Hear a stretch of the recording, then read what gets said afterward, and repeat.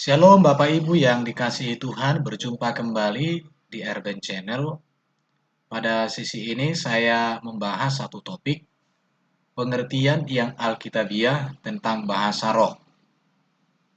Saya menonton di YouTube, bahkan juga di perbincangan-perbincangan orang-orang Kristen, ada banyak orang yang salah memahami bahasa roh.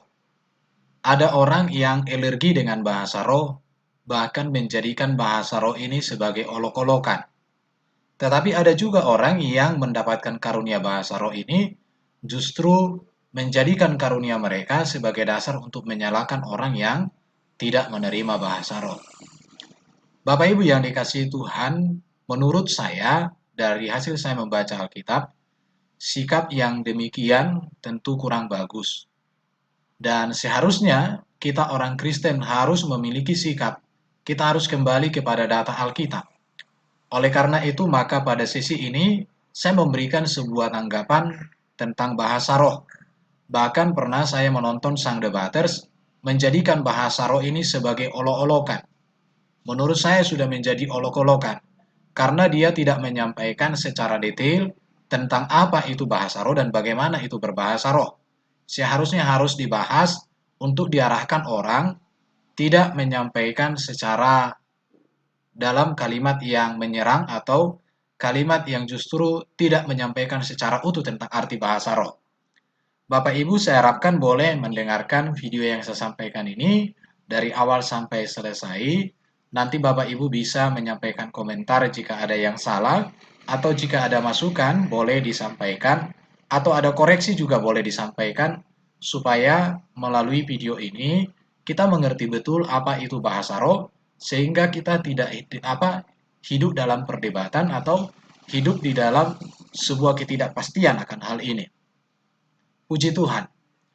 Berbicara tentang bahasa roh, maka yang pertama kali ada bahasa roh di dalam Alkitab disebutkan atau bahasa lidah, ada di dalam Kisah Para Rasul 2, 2-4. Dikatakan, tiba-tiba turunlah dari langit suatu bunyi seperti tiupan angin keras yang memenuhi seluruh rumah di mana mereka duduk.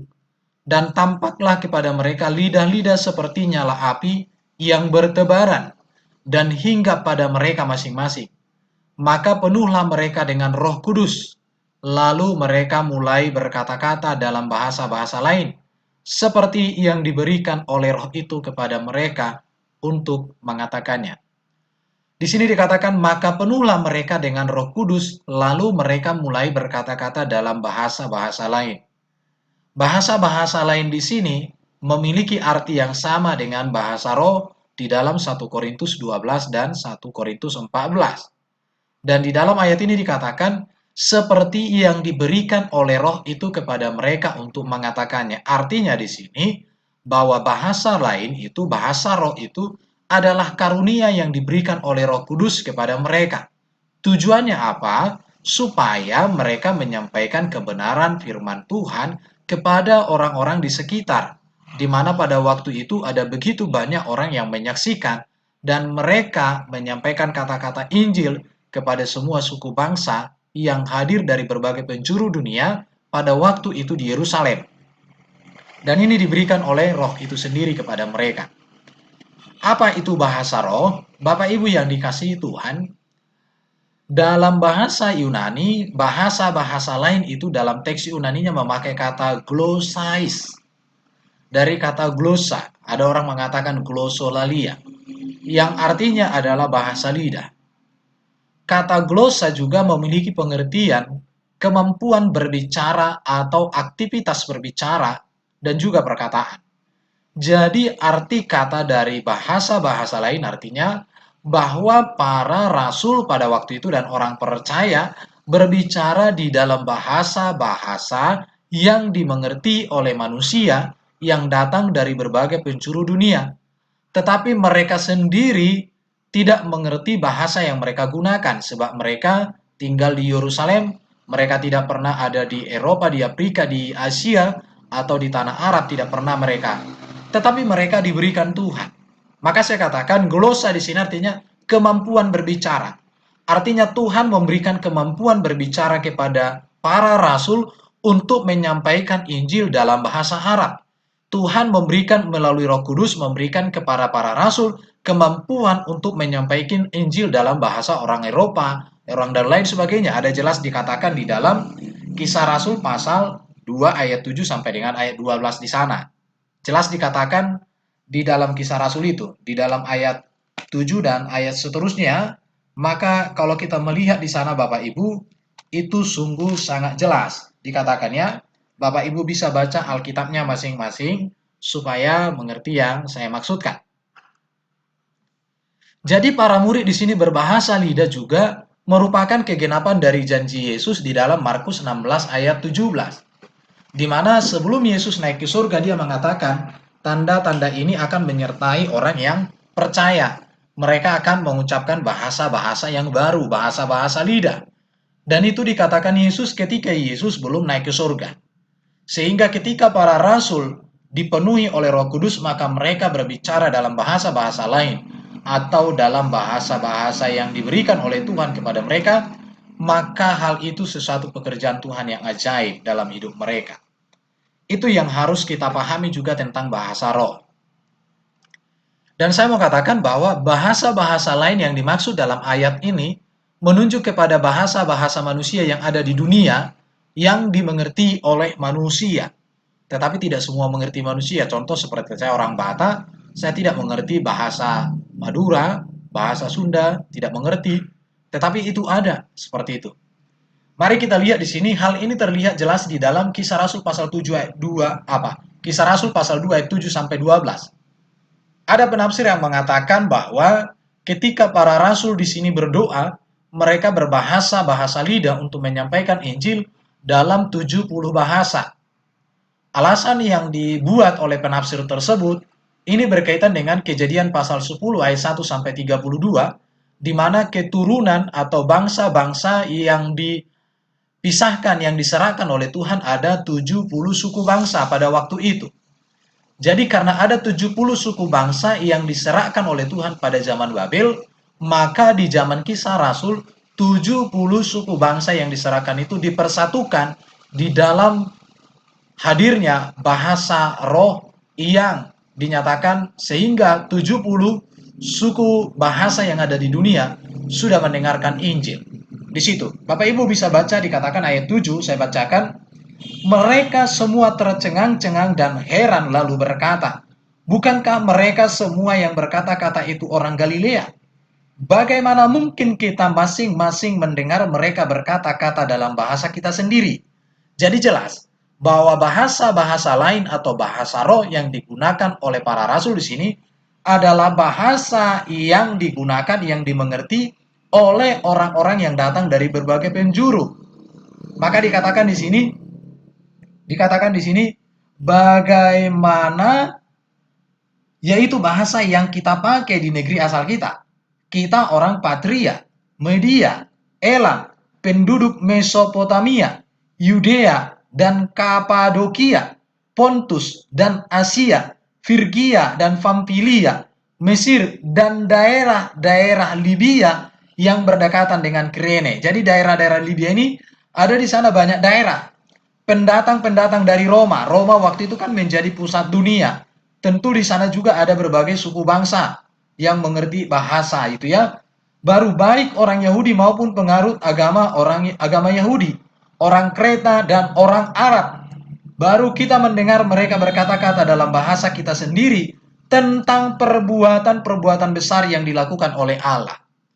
Jadi hal ini menunjukkan bahwa bahasa-bahasa lidah atau bahasa-bahasa roh yang dimaksudkan di sini adalah bahasa-bahasa yang ada di dunia ini, diberikan oleh Tuhan kepada para rasul dan diucapkan sehingga pada waktu itu orang yang datang dari berbagai penjuru itu mengerti tentang Injil, mengerti tentang keselamatan, mengerti tentang karya Allah yang ajaib dan yang agung.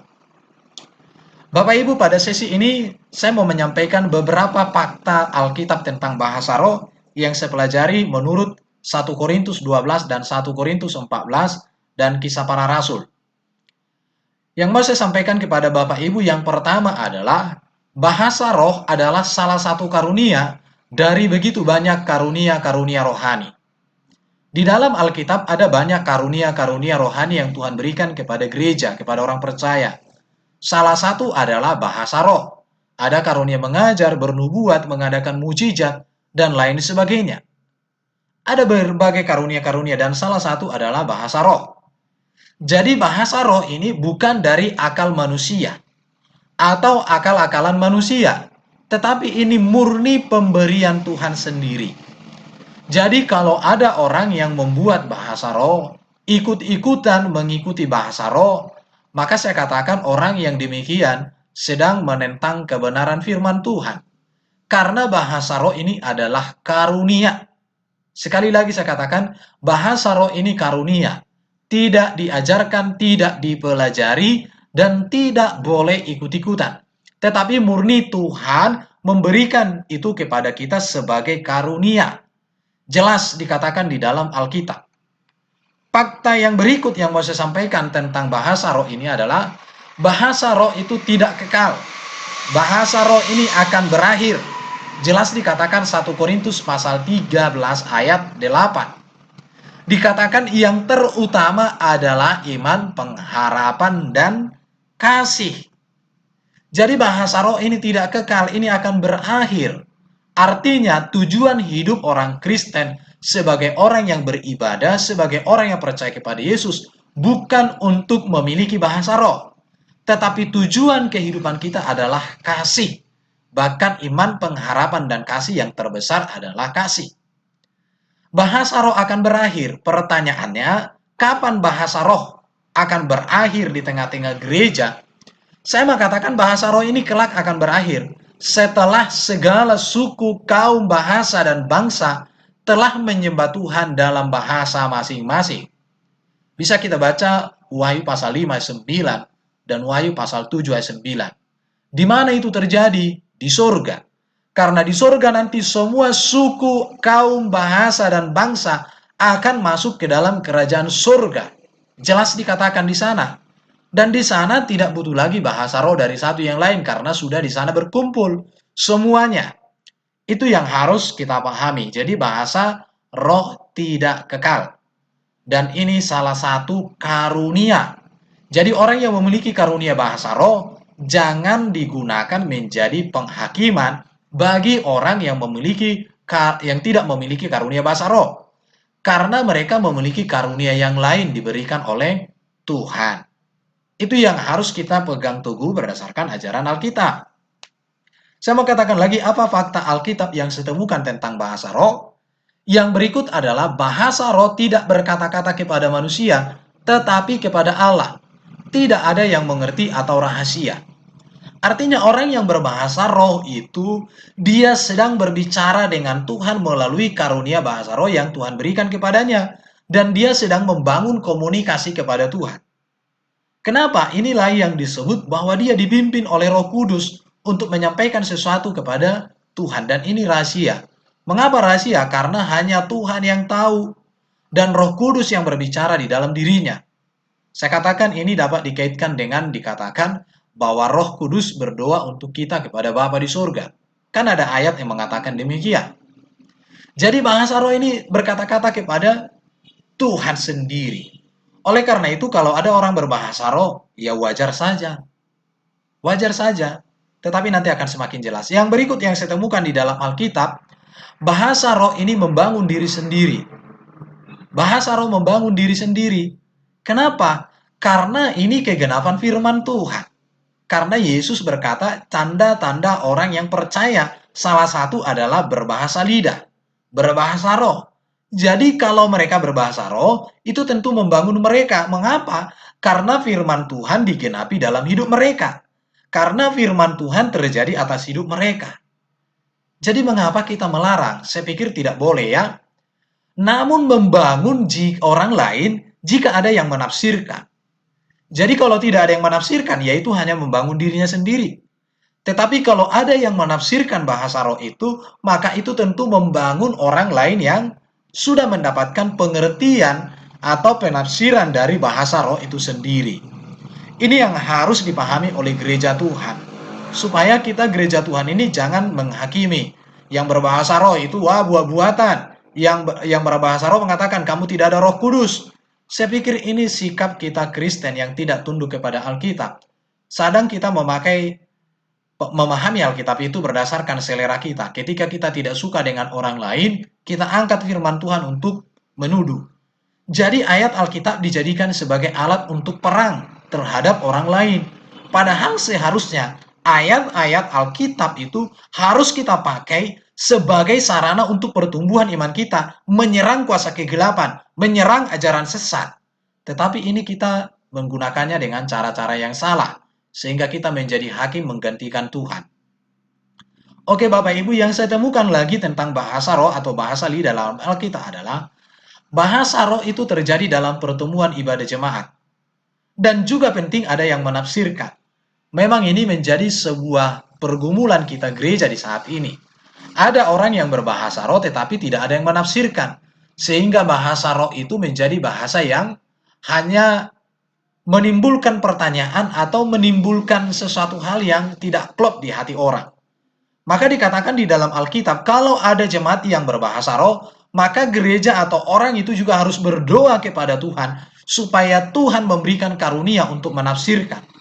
Karena kalau ada karunia berbahasa roh, maka juga Tuhan pasti memberikan karunia untuk menafsirkan bahasa roh. Pertanyaannya adalah, kalau bahasa roh itu berasal dari Tuhan, maka saya percaya juga Tuhan akan memberikan karunia untuk menafsirkan bahasa roh. Kalau tidak ada karunia untuk menafsirkan bahasa roh, tapi ada orang berbicara bahasa roh, ini yang harus kita pikirkan. Jangan-jangan bahasa roh itu bukan dari Tuhan. Mari kita orang Kristen kembali kepada Alkitab ini. Bahasa roh harus ditafsirkan. Bagaimana supaya bisa menafsirkan? Mintalah kepada Tuhan. Karena berbahasa roh karunia, menafsirkan bahasa roh juga karunia. Klop kan? Tuhan tidak pernah membuat kita bingung. Tuhan tidak pernah membuat kita berada di dalam pertanyaan-pertanyaan yang tidak putus.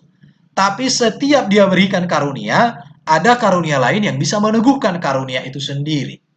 Karena Tuhan itu perancang yang sempurna bagi kita. Jadi bahasa roh itu terjadi dalam pertemuan jemaat. Itu hal yang benar. Tetapi Tuhan mau ada juga di dalam pertemuan jemaat itu yang bisa menafsirkannya. Yang berikut yang mau saya sampaikan juga fakta tentang bahasa roh di dalam Alkitab yang saya pelajari adalah bahasa roh tidak dibenarkan jika menggeser posisi nubuat. Bahasa roh tidak dibenarkan jika menggeser pengajaran. Bahasa roh tidak dibenarkan jika menggeser pengetahuan akan firman Tuhan. Artinya begini, ada orang kalau sudah berbahasa roh merasa cukup. Dia tidak butuh lagi nubuat, tidak butuh pengajaran, tidak butuh pengetahuan. Ini sesuatu yang timpang dan tidak sesuai dengan kehendak Tuhan. Mengapa saya katakan tidak sesuai kehendak Tuhan? Karena kehendak Tuhan, bahasa roh harus sejalan dengan nubuat, pengajaran, dan pengetahuan akan firman Tuhan. Jadi saya katakan orang yang berbahasa roh kalau dia tidak cinta baca Alkitab, saya mempertanyakan bahasa rohnya. Orang yang berbahasa roh kalau tidak cinta kepada pengajaran, saya mempertanyakan bahasa rohnya. Tetapi orang yang cinta pengajaran, orang yang cinta pengetahuan firman Tuhan, dan dia berbahasa roh, inilah bahasa roh yang benar-benar dari roh Tuhan, dari Roh Kudus. Ini yang harus dipahami oleh kita orang Kristen, ini yang harus benar-benar kita sadari sebagai orang Kristen, supaya benar-benar Alkitab itu menjadi pondasi iman kita. Alkitab itu menjadi pengajaran yang utuh dalam diri kita. Jadi kita tidak menarik, kalau ini sesuai dengan keinginanku, ku ambil. Kalau tidak sesuai dengan keinginanku, ku tolak. Hal seperti itu akan membuat perdebatan-perdebatan yang tidak akan selesai di dalam ajaran Alkitab. Bapak Ibu yang dikasihi Tuhan, saya mengikuti seperti sang debater, saya tidak setuju dengan sikap seperti itu. Salah bada-bada itu menurut saya sikap yang tidak mengerti ajaran Alkitab. Oke, yang berikut yang saya temukan adalah bahasa roh itu untuk orang yang tidak beriman. Saya memahaminya begini, bahasa roh untuk orang yang tidak beriman. Saat peristiwa Pentakosta, banyak orang mendengar Injil lewat bahasa roh, bahasa lidah, yang diberikan Roh Kudus kepada murid-murid. Inilah yang disebut dengan bahasa roh untuk orang yang tidak beriman. Karena kalau orang beriman, ya tidak butuh bahasa roh, tapi butuh nubuat.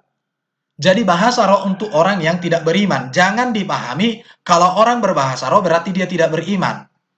Masa tidak beriman, Roh Kudus sudah ada dalam dirinya? Salah. Tetapi bahasa roh untuk orang yang tidak beriman artinya, ketika orang-orang beriman itu berbahasa roh, ada di situ orang yang tidak beriman, maka melalui bahasa roh itu, orang yang tidak beriman itu menjadi beriman. Seperti Kisah Rasul pasal 2, ayat 1 sampai dengan ayat 12. Ini yang dimaksud di dalam ayat ini.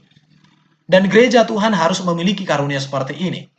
Namun di sisi lain dapat juga membuat shock bagi orang yang belum percaya atau orang yang baru datang.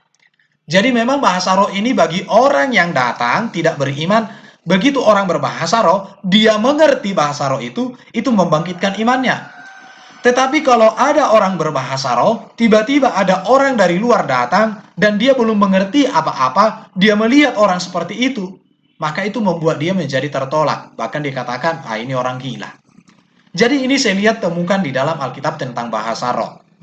Maka di sini saya katakan bahasa roh seharusnya ada yang menafsirkan. Kalau tidak ada, itu hanya untuk diri sendiri. Oke Bapak Ibu. Bahkan saya baca di dalam 1 Korintus 14 dikatakan, Paulus sendiri banyak berbahasa roh. Bahkan lebih banyak daripada jemaat Korintus. Artinya bahasa roh ini bahasa yang sesuai dengan Alkitab.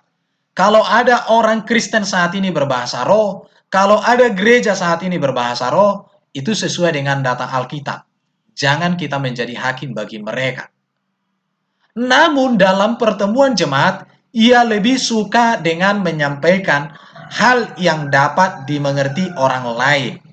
Memang Paulus di sini, kalau dalam pribadi, doa-doa dia pribadi, ya dia berbicara bahasa roh. Tapi dalam pertemuan jemaat dia lebih suka dengan menyampaikan nubuat, ajaran. Mengapa? Karena nubuat itu akan dimengerti orang. Tetapi kalau bahasa roh, belum tentu dimengerti orang.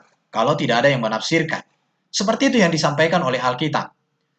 Dan Paulus juga di dalam Alkitab ini memperbolehkan orang berbahasa roh dalam pertemuan ibadah. Tetapi Paulus membuat batasan ada 2 atau 3 orang. Dan dikatakan hendaklah ada orang yang menafsirkan. Mengapa berapa Paulus mendapatkan ilham 2-3 orang? Ya kalau semua orang nanti jadi ribut, rame, dan lain sebagainya. Tetapi kalau 2-3 orang ada yang berbahasa dan ada orang yang menafsirkan, maka ibadah itu menjadi ibadah yang nikmat. Jadi di dalam ibadah boleh berbahasa roh. Itu terjadi bahkan di zaman Korintus, bahkan di dalam ajaran Paulus sendiri juga mengalaminya. Jadi kalau orang mengatakan bahasa roh itu sesat, saya katakan mereka harus menggali lagi ayat Alkitab. Jangan memakai Alkitab untuk menyerang orang, tetapi pakai Alkitab untuk membuat iman bertumbuh. Bapak Ibu yang dikasihi Tuhan, bahkan ada satu pesan Paulus yang sangat penting yang saya baca di dalam 1 Korintus 14 ini. Paulus berpesan, jangan larang orang berbahasa roh. Paulus sendiri seorang yang dipakai Tuhan dengan luar biasa mengatakan, jangan larang orang berbahasa roh. Saya mengartikan jangan larang orang berbahasa roh dapat diartikan jangan menghina orang yang berbahasa roh. Jangan menghakimi orang yang berbahasa roh. Di situ. Karena memang itu karunia Tuhan. Yang harus kita lakukan kepada mereka yang berbahasa roh adalah berdoalah kamu supaya kamu bisa menafsirkan bahasa roh itu. Supaya banyak orang dibangun. Jangan hanya dirimu sendiri. Mintalah kepada Tuhan supaya Tuhan memberikan karunia bahasa roh untuk menafsirkan. Karena tidak mungkin Tuhan memberikan karunia berbahasa roh, Tuhan tidak memberikan karunia untuk menafsirkan bahasa roh. Saya justru heran, saya justru bertanya-tanya. Kalau gereja ada orang berbahasa roh, tapi tidak ada orang yang menafsirkan bahasa roh itu, jangan-jangan bahasa roh itu bukan berasal dari Tuhan. Tetapi kalau ada orang yang menafsirkan bahasa roh itu, maka saya katakan benar dan dapat dipastikan itu berasal dari Tuhan. Jadi saya katakan Paulus berpesan di sini, firman Tuhan ini katakan, jangan larang orang berbicara bahasa roh. Jangan menghina orang yang berbicara bahasa roh. Jangan menghakimi orang yang berbicara bahasa roh. Tetapi orang yang berbahasa roh, berdoalah. Mintalah kepada Tuhan, supaya Tuhan memberikan karunia, hikmat, untuk menafsirkan bahasa roh itu. supaya bahasa roh itu membangun semua orang. Supaya karunia bahasa roh jangan hanya untuk diri sendiri.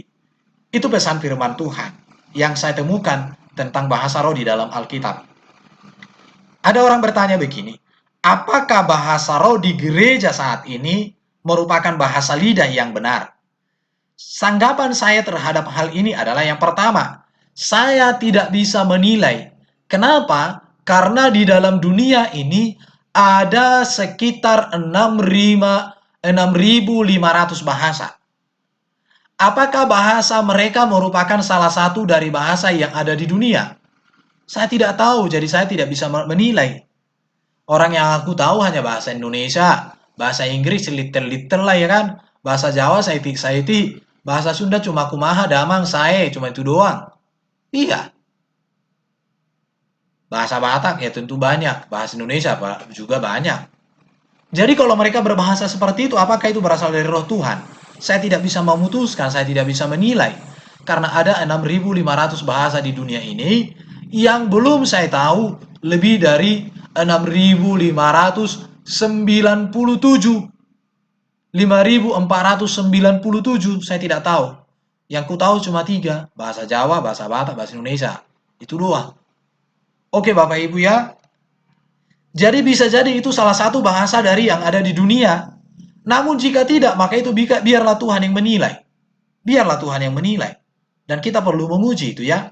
Yang berikut, saya secara pribadi tidak bisa mengambil keputusan. Apakah itu bahasa yang diberikan Tuhan? Karena bahasa yang dikatakan dalam Alkitab ini kan bahasa yang ada di dunia. Apakah itu dari Tuhan? Saya tidak tahu, saya tidak bisa menilai. Karena ada 6.500 bahasa di dunia ini. Apakah bahasa mereka salah satu dari bahasa itu?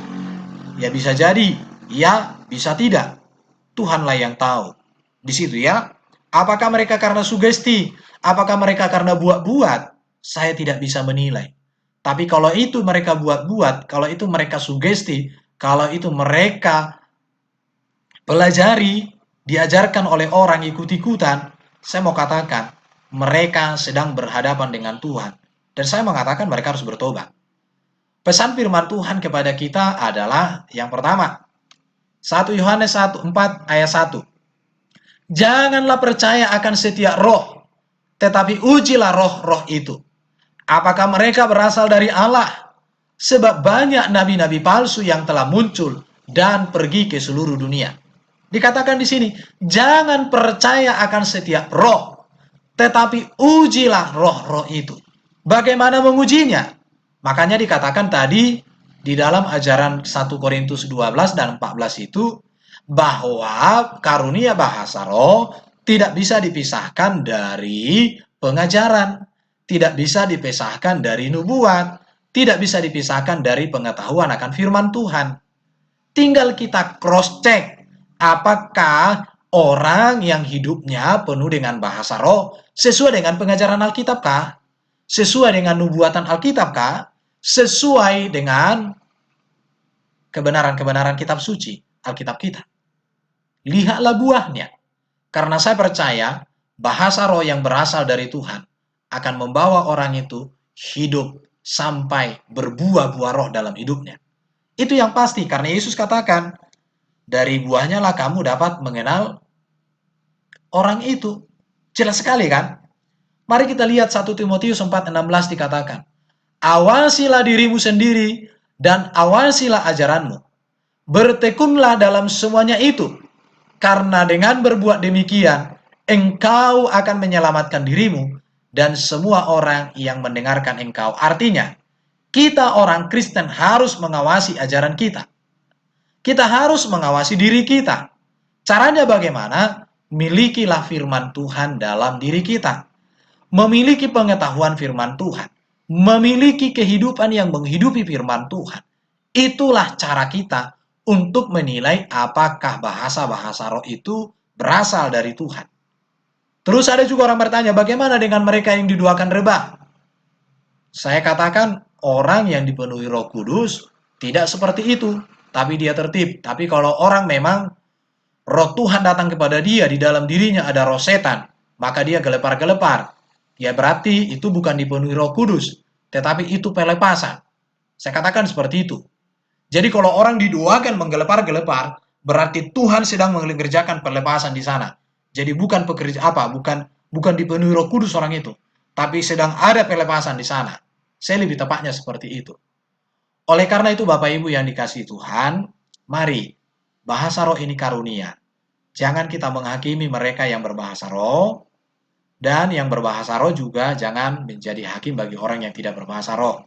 Kita harus ingat bahwa bahasa roh ini adalah karunia, salah satu dari begitu banyak karunia. Inilah yang bisa saya sampaikan tentang apa itu pengertian yang alkitabiah tentang bahasa roh. Saya rindu kita semua orang Kristen memiliki karunia ini, yes. Tapi kalau memiliki karunia lain juga, puji Tuhan. Kita adalah tubuh Kristus.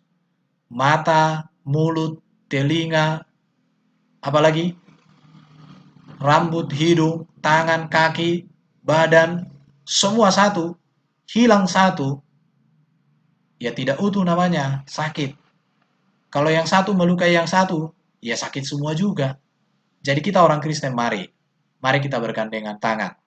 Jadi kalau ada orang yang menjadikan bahasa roh olok-olokan, saya katakan mereka belum dewasa memahami kebenaran firman Tuhan. Terpujilah Tuhan, terpujilah Allah kita yang agung yang mulia.